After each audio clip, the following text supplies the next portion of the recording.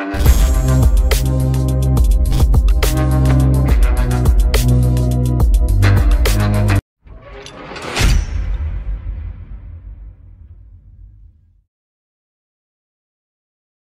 likod ng training ground ay ang pangunahing gusali ng akademya, sa ikalawang palapag ay ang silid ng infirmary. At narito si Baek Jongmeng, ang apprentice ni Baek Jongwo.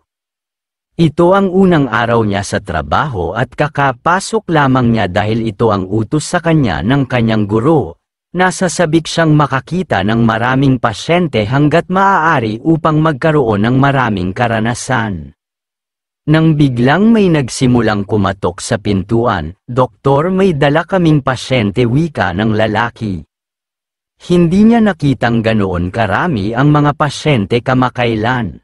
Dahil ang lahat ng malaking puwersa ng Murim ay abala sa pagsasanay sa kanilang mga dating mandirigma at sila ay nasa panahon na ng kapayapaan, nasasabik siya sa pag-iisip na makakita ng maraming pasyente.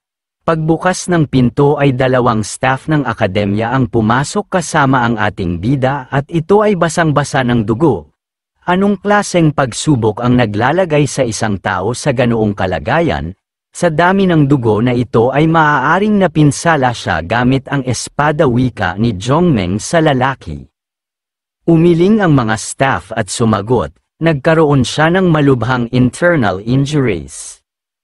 At wala siyang internal power, kaya hiniling ni left guardian na alagaan mo siya.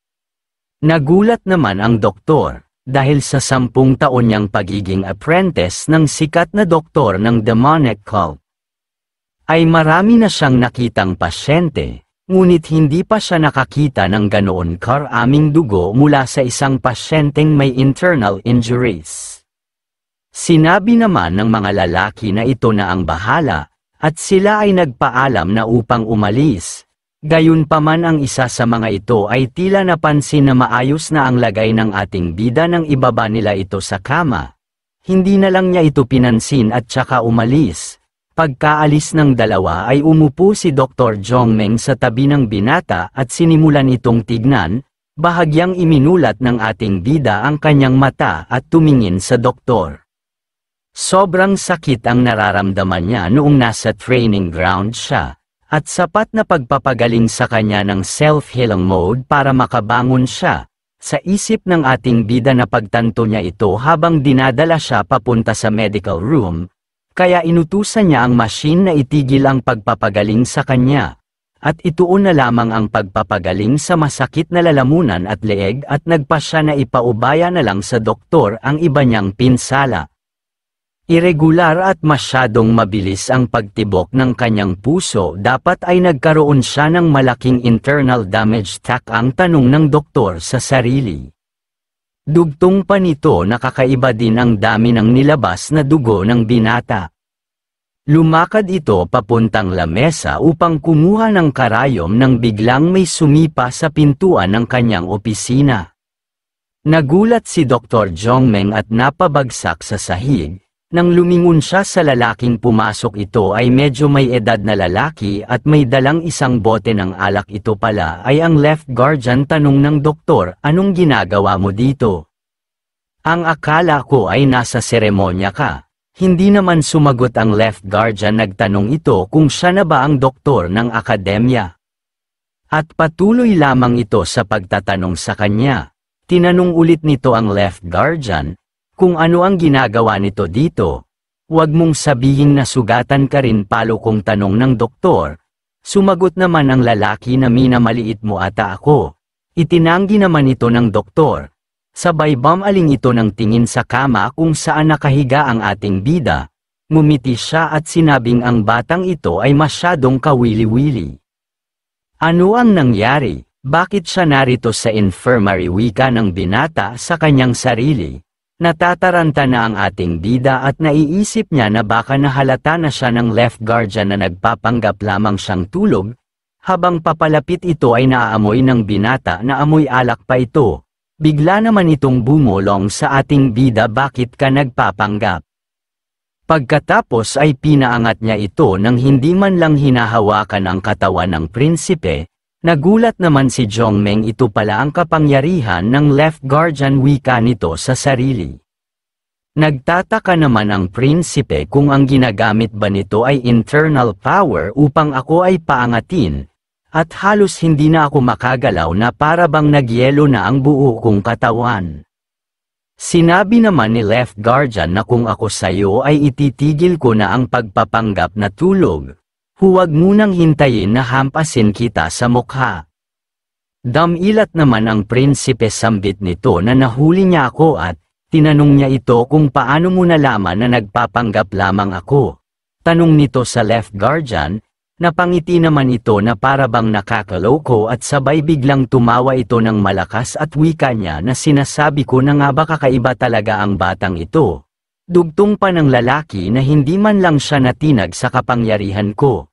Tumawa ulit ito ng malakas, ang ating bida naman ay parang naiirita na at para bang pinagtitripan lamang siya ng lalaki.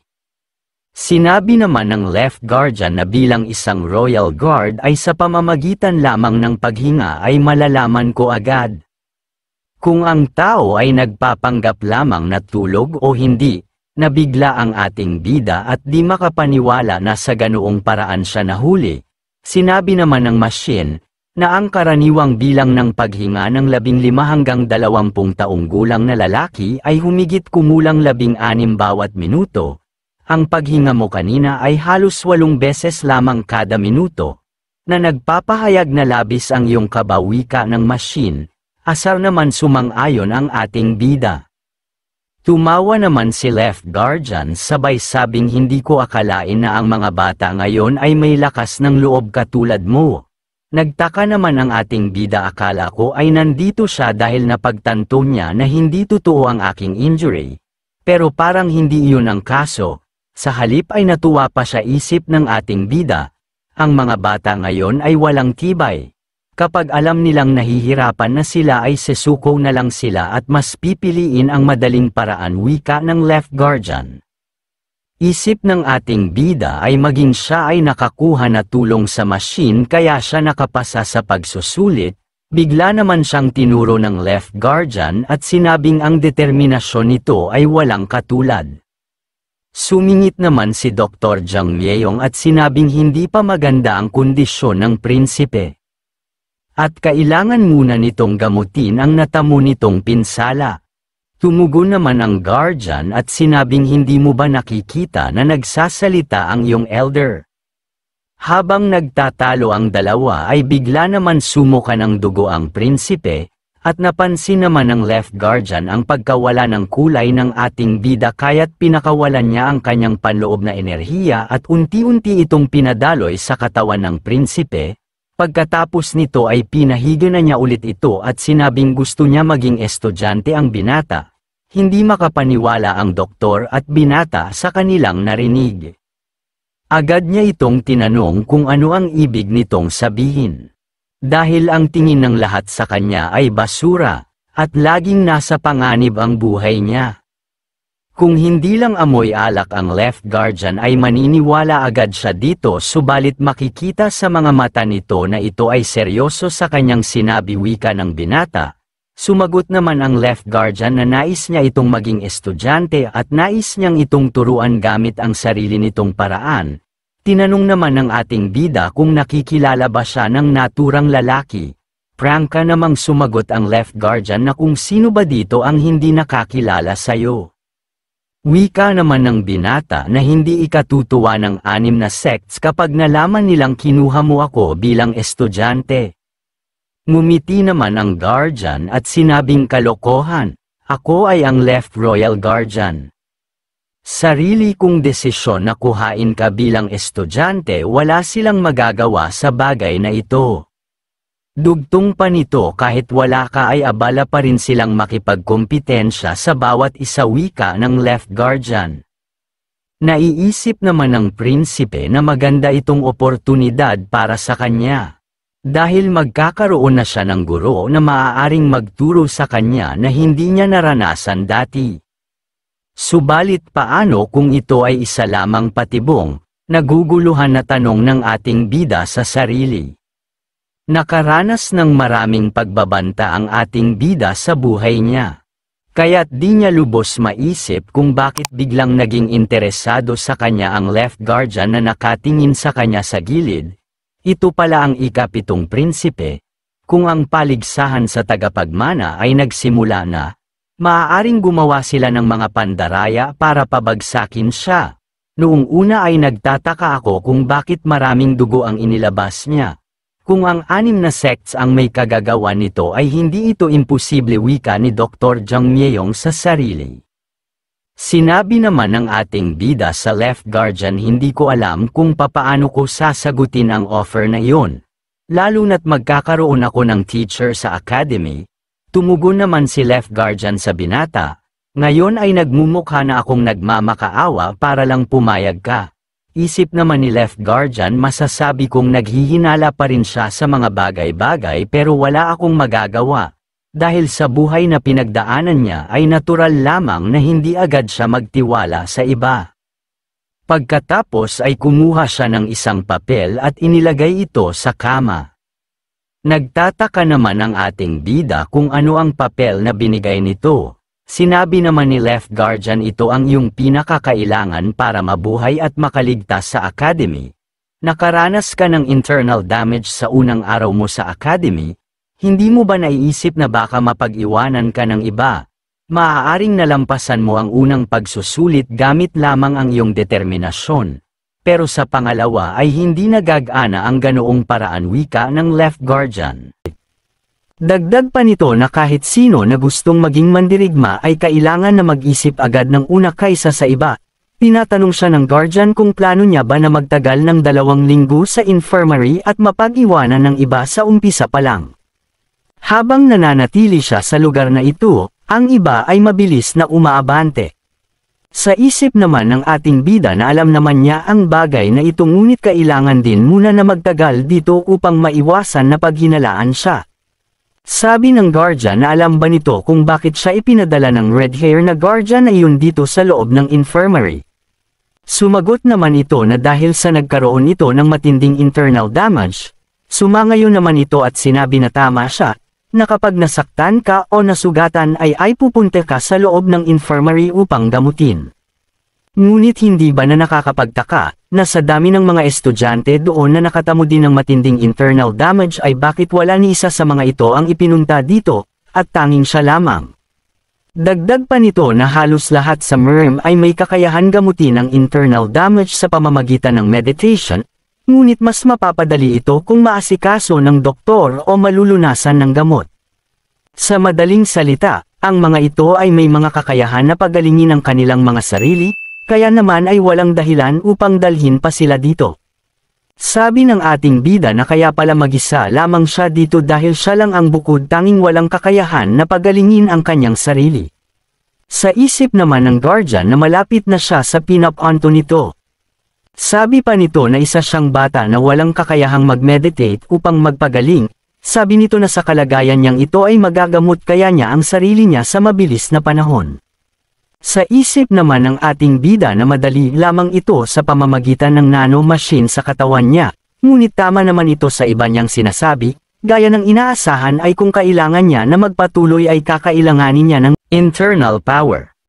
Bigla namang may pumasok sa isip nito, kaya naman sinabi niya sa guardian na base sa narinig niya na kapag nakapasa siya sa unang pagsubok ay makakatanggap siya ng medicinal ball at makakapasok sa unang palapag ng library ng academy. Natawa naman dito ang guardian, sabi nito na mukhang nakalimutan ng red hair na guardian na sabihin ang pinaka-importanteng bagay patungkol dito, ang academy's library ay hindi isang lugar na maaaring maglabas-pasok kung kailan nila gustuhin, maari ka lamang na makapasok dito sa tuwing makakapasa ka sa mga pagsubok. Tingin ba nito na malaya siyang makakapaglibot sa mga importanteng libro sa lugar na ito, ang lugar na iyon ay puno ng seguridad.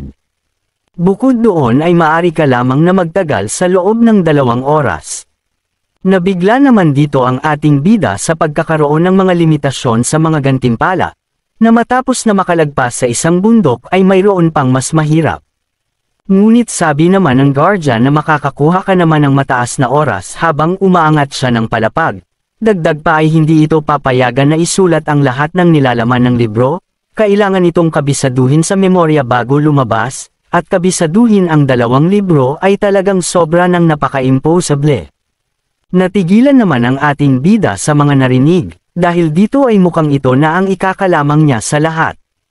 Gamit ang kakayahan ng nanomachine, sa 2 oras ay maaari na niyang i-scan ang hindi 1, 2, kung hindi daang bilang ng mga libro. Sabi naman ng Guardian sa kanya na siya bilang walang internal power sa katawan. Ang 4 na taon sa loob ng walang awa na Demonic Academy ay susubukan ang limitasyon niya. Napapaisip na ang ating bida na pumayag dito, dahil ang magawang makaligtas sa banta ng 6th clan sa kanya ay kakailanganin niyang maging guro ito. Kaya naman ay tinignan na nito ang papel sa tabi niya at sinabi na ito ay ang breath of internal power. Natuwa naman dito ang Guardian dahil ito talaga ang umpisa pa lang na tinutumbok niya. Ang tanggapin niya ito bilang gantimpala ng pagpayag nito bilang isang estudyante niya.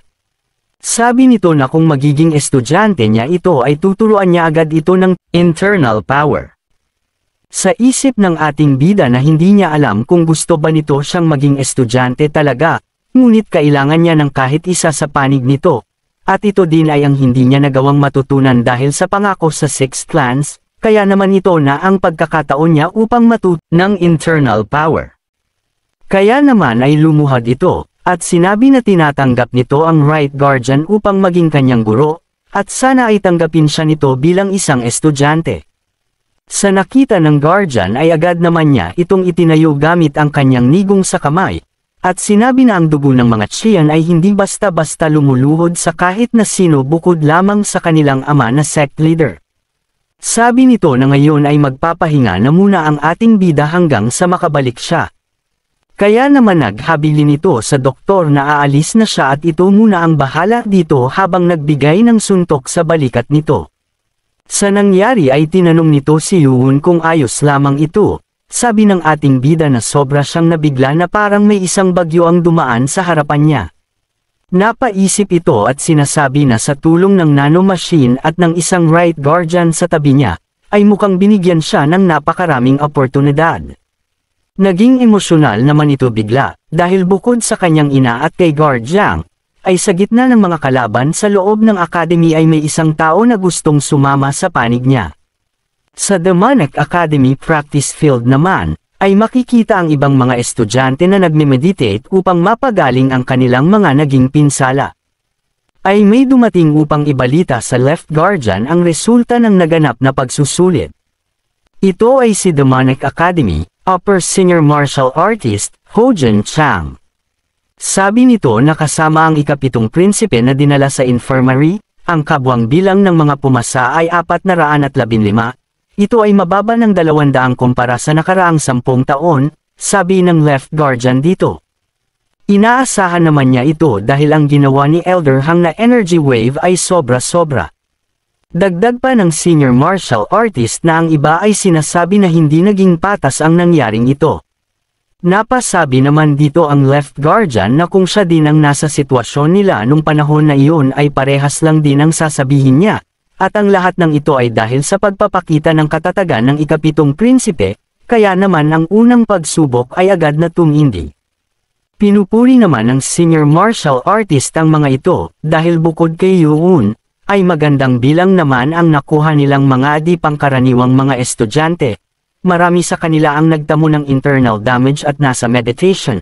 Ang kandidato ng 6 clans, at 8 sa mga upper clans ay madali lang din na nagawang makapasa, at bukod pa doon ay ang 2 prinsipe na ito ay kitang-kita na mas nakakaangat sa mga ito.